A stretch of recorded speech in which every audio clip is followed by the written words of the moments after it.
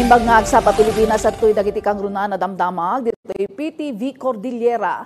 May danon ti kaunaan a bagong Pilipinas Servisyo Fair iti Cordillera iti probinsya ti Benguet inton Abril 21 ken 22 itatawan.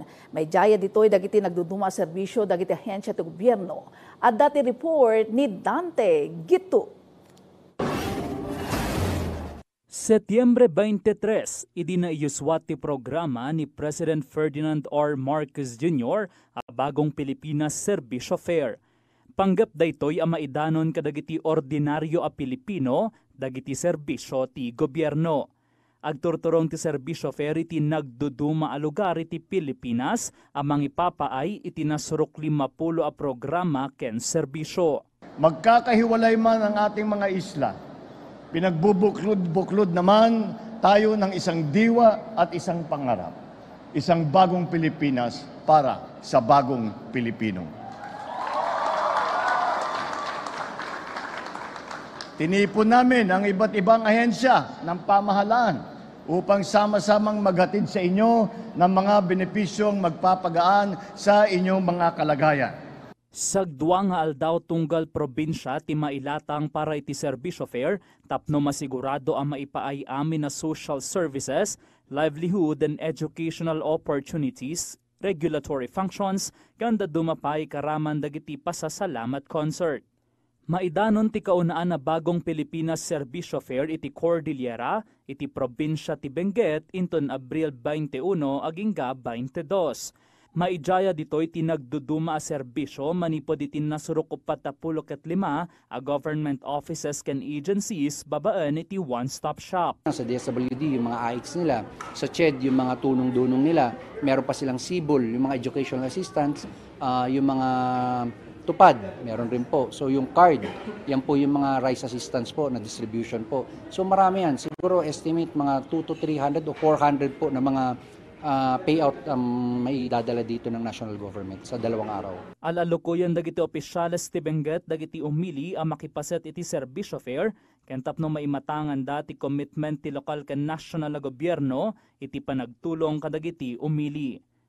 Dante Gitu para iti Pambansang TV iti baro a Pilipinas. Iti dadumapay a damag na ingat implementasyon ti Social Security System, iti race campaign, tapno mabigbig dagiti employer nga aglablabsing iti mandato da kadagiti empleyado.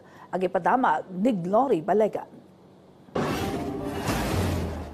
Inserbi ti Social Security System ti show cause order dagiti 13 nga employers iti syudad ti Baguio a naruktalan a naglabsing iti Social Security Act. Pasat dayto iti naertungan nga implementasyon ti Run After Contribution Evaders wenno race campaign ti SSS.